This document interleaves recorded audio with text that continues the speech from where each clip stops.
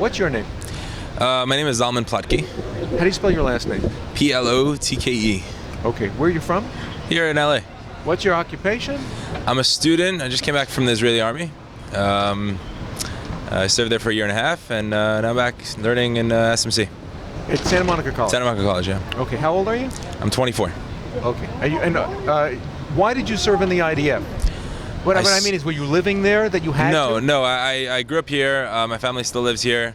I went to go visit Israel for the first time at age 21, 22, and it was, I just wanted to be part of something bigger, you know, being part of helping the Jewish people, protect the Jewish people, and so I joined up.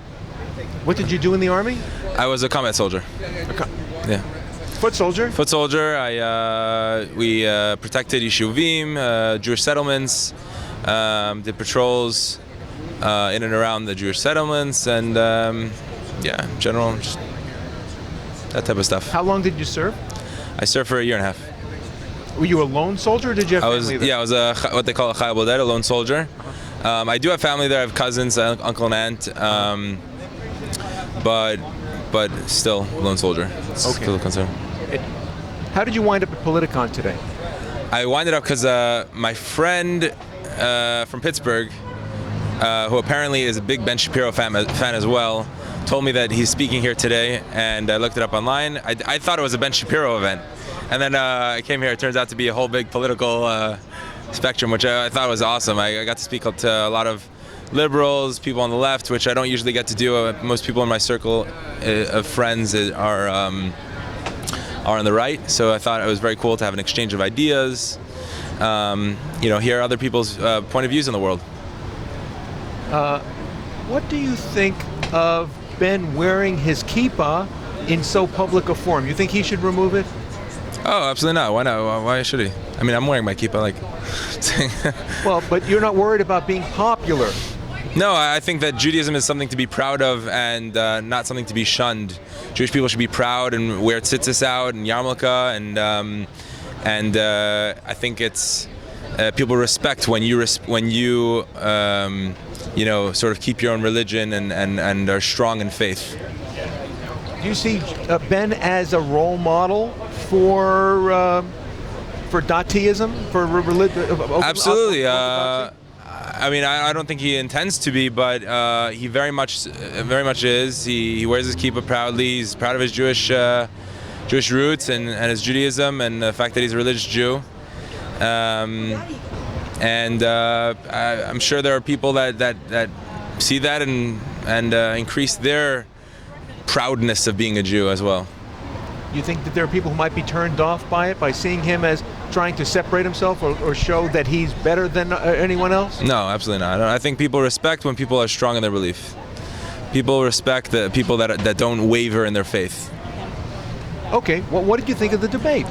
I thought the debate was awesome. It was a good, I learned from both sides, both from, Cenk, is that his name? Cenk? And from Ben. They were both very insightful. They both had good points. I really liked the fact that there were so many young people there. It shows that our political spectrum is changing from like an older, more like, oh, I'm 40 years old and I have a business, therefore I care about politics, to a younger generation which really cares about the future of their country. That's very inspirational to see. And in general, I think if you look at the Israeli political spectrum, you'll see that I was there during the elections, these past elections, and you see that there are a lot of young people standing out on the street corners with signs for their party or for their political statement. And when I was there, I was like, wow, why don't we have this in America? And thank God nowadays we're seeing this. Most of the crowd that I'm seeing here today is in their even teenagers, 20s, 30s, and then the minority is the older people in their 30s, 40s, 50s, So it's a very positive change in our political spectrum. Was there something special about the debate tonight that is different from the kind of debates that we're accustomed to seeing? Oh, absolutely. It sort of had a little bit of a Jewish style where people got very heated, very passionate, which I think is important. People need to too much civility in debate and politics is a bad thing. You know, people should be passionate about their political stances, their political views. That's the only way that things get done. If people, you know, are too civil, things don't move. People need to be passionate, get their blood flowing. I really like that part. And also, I like that the commentator, the person running the debate, he let it flow. He really let it flow. Wasn't too let the speech, you know, let it flow. Did you hear Israel come up as a subject in any other panel discussion? To tell you the truth, I wasn't here for the entire day.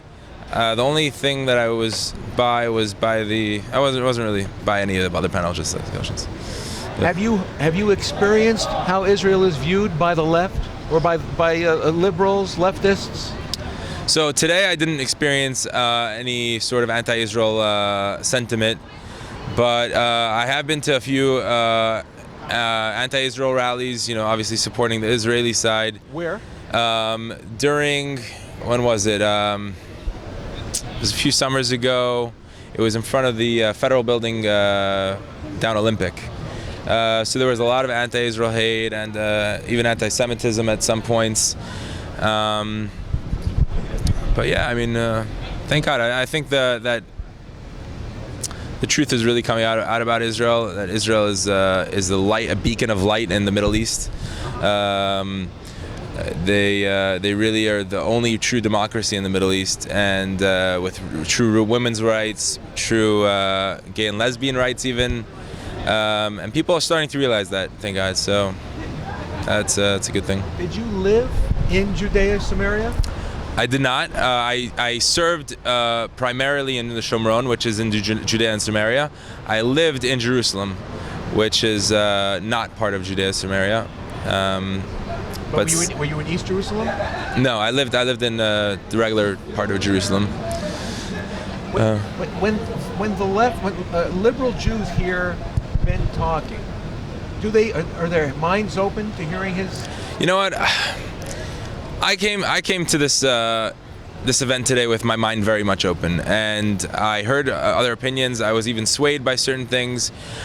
But speaking to other liberals, I went to stopped off at the Black Lives Matter group. They really seem to be very close-minded, not interested in real discussion. When I was asking what I thought was thoughtful questions, they said, you know what, it's not our job to inform you. If you want to be informed, if you want to educate yourself, you can go educate yourself. Don't come here. They sort of pushed me off. So you think they pushed you off because you might look Jewish? I have no idea. I don't think so. I think that they just don't like other opinions. I think that they believe their opinion is the only true opinion. They're not open to other ideas or even questions which bring up the idea of there being another idea. So. But how about Jewish liberals? Are they open to Ben's arguments? Because he has quite a following here. I don't know. I don't know. I hope so. I hope they're open to other ideas. I hope that the liberal Jewish left are open to hearing some of Ben's ideas. Ben has some really good ideas, but how about Israelis? Would Israelis be open to Ben's thinking? Oh, absolutely. Yeah. I know Israeli. The person who knows Israelis, which watch Ben, watch his stuff on YouTube.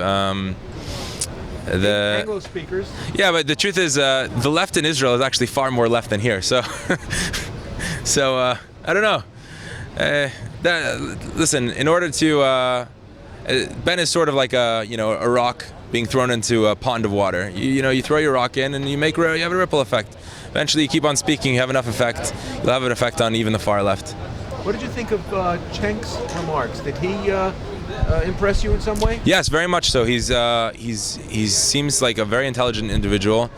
He had a lot of good stuff to say. What was I impressed about? Using political money, meaning money buying politics. I do believe that money and politics should stay separate. I don't agree with Ben in the way that he believes that money, with regard to politics, is considered like speech. That's a little bit ridiculous. The fact is, money, even according to Jewish law, is considered it's property. I mean, it's money buys property. Property equals money. So, Is there affirmative action in Israel for Arabs? affirmative action for Arabs. You know what? I'm not an expert in the political scene in Israel, but I do believe there are government programs to help Arabs. I know Arabs that we had an Arab driver, a Muslim driver in the military. He was the Jeep driver. I knew he was telling me about certain programs, and they help them, and they give them more money, and they're considered also lone soldiers sometimes. And so I know there are definitely programs that help Arabs that want to, support the state of Israel. How about medical school? Are Arabs permitted to serve in medical school? Absolutely, absolutely. All Israeli citizens have equal rights, whether you're Arab, Druze, or Jewish, or Christian, and there's practically no difference between any Israeli citizen. All Israeli citizens have equal rights. My cousin, she goes to Tel Aviv University, and she says that most of the that a big percentage of university is Israeli Arabs, and not only Israeli Arabs, but in fact, a lot of Arabs come in from Ramallah. Palestinian Arabs come in to Ramallah, and they're allowed into Israel and study in Israeli universities, just like all other Israeli citizens. Are they allowed to serve in government, the Arabs? Yeah, absolutely. There's many Arabs in the Knesset, Parliament, in the parliament, in the Israeli parliament, and working all over throughout the entire Israeli government. Do you feel that charges of apartheid are well-founded or ill-founded? Charges of apartheid in Israel. That Israel is an apartheid racist country. Oh, it's completely untrue.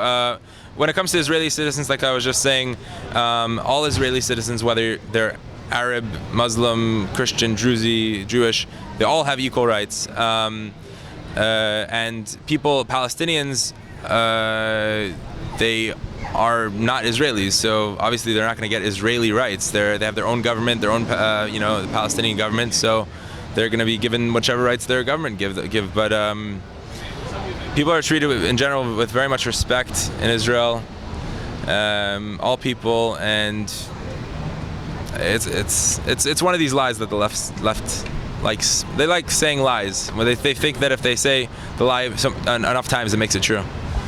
There was a remark here. Somebody said on a panel that there would be peace if the question was, what would it take for there to be peace in the Middle East? Well, Netanyahu would have to be out. You served there among Palestinians. What are they looking for? Most Palestinians, okay, so it gets a little complicated. Most Palestinians actually are simple farmers. They're not very educated. They maybe go to school till 5th grade, 6th grade, maybe 8th grade. And they don't really know.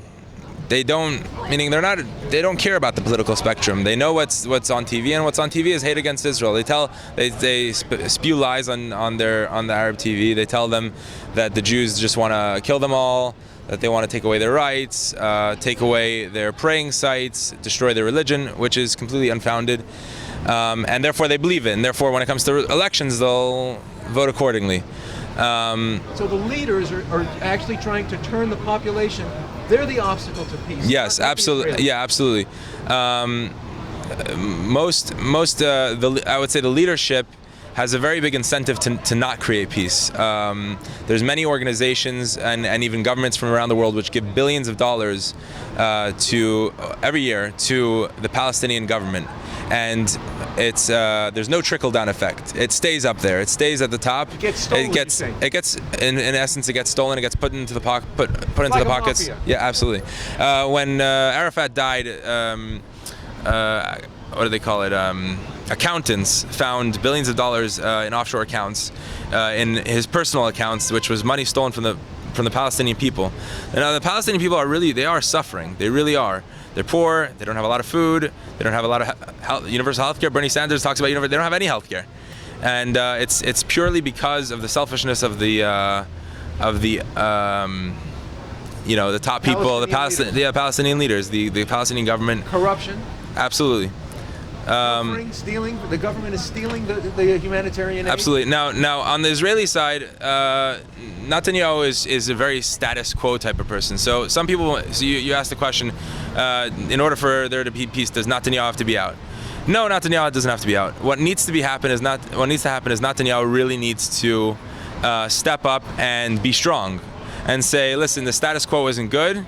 We need to change it. Either annex the West Bank, or that's what I believe. I believe he needs to annex the West Bank, which a lot of Arabs are very pro it, because when as history has shown, when Israel takes over parts.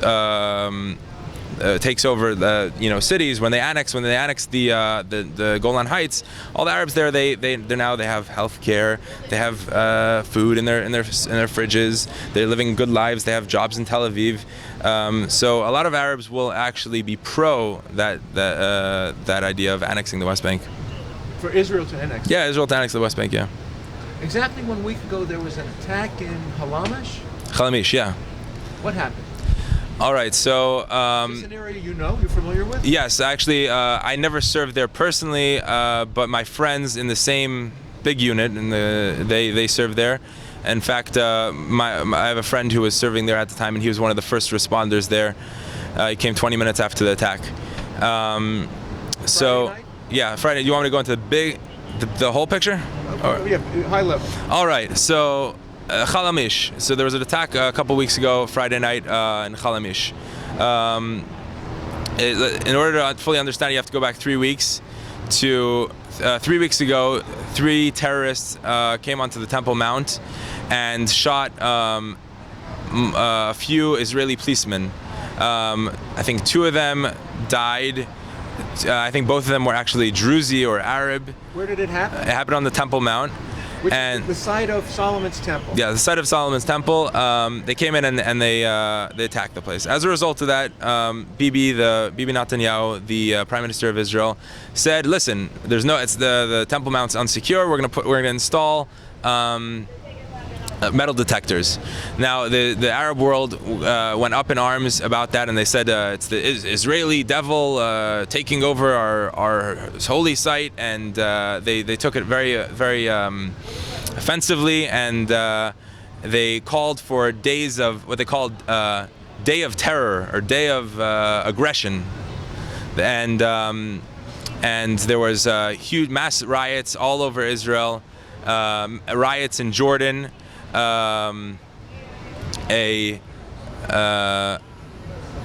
Eventually a week, was it a week later, or that Friday night? A week later, a Friday night, a terrorist snuck into a Jewish settlement in the West Bank, snuck into a house of a family celebrating the Sabbath dinner, stabbed 3 or 4 of them, and killed three people. They were actually celebrating the birth of a new grandson, and they weren't politically involved at all. They just came in, decided to pick this house, and stabbed and killed home invasion and stabbed a family of 4. I think it was four individuals, a grandfather, 2 kids. Did he cut their throats? I don't believe so. I'm not sure. I have no idea. I don't know any. With the children home? The children were home. There was, I think, the family. The mother was one of the mothers, or the daughter was putting her kids to sleep in another room. A neighbor heard screams. The neighbor happened to be in the military. I took his gun, ran, and shot through the window and shot the terrorist. The terrorist was later pictured smiling that he's alive and smiling that he fulfilled his mission. Wait, didn't the Israeli doctors let him die? No, absolutely. He was brought immediately to, I believe it was a hospital in Jerusalem, and he's recovering. They saved his life. Yeah, they saved, absolutely. The Israeli doctor saved his life. And 3 people that he stabbed got killed. Yeah, absolutely, and under taxpayer money, and not only that, but they say that he's a rich man now because the PLO. We were talking about how the PLO gets money from foreign countries and foreign organizations. Will now pay this man. I think it's something like 12,000 shekel, which is like $5,000, $4,000 a month, like a pension, for the rest of his life. Yeah, for the rest of his life and his family, and So he's happy. He's a happy man. He was They took a picture of him smiling. That he's a rich man. He's alive. He fulfilled his mission. He's a war hero. They'll have signs of him all over the West Bank, in their schools, in their mosques, absolutely as a role model. He's the ideal that they want other Palestinians to follow. He's the ideal that they want their kids to follow. These people, they aspire. They love death. Death is like the ultimate. If you have the balls to kill yourself in God's name, that's like the ultimate. And if you can take the more Jews you take with you, the better. So what's it like for you soldiers trying to defend these communities against this mentality? In other words, it could be anybody. It's not a soldier in uniform that you're fighting. What's it like for you guys? It's tough. I mean, you're basically fighting a losing battle. As long as there's hate and violence that is portrayed as that's glorified on national television and in schools and in mosques, you're basically just acting as a minor barrier to this terrorism. You know, the ultimate solution is to stop the hate, stop the violence, stop the hate speech. But until then, you're just sort of. But the peace. You feel like what's that game where you hit down the frogs? You know. Whack-a-mole. Whack-a-mole. You're hitting whack-a-mole. You hit this one down, hit this, and then another one comes up. But is the solution to this problem in Israel's hands? Yeah, I believe so. How can Israel change their mentality? Well, Israel is slowly changing it. They're becoming until now they've been very dependent on the United States, which seems like a good thing, but in essence it's not, because anytime the United States decides they don't like the way that Israel is working, they say stop it, or we're going to cut funding to this or that.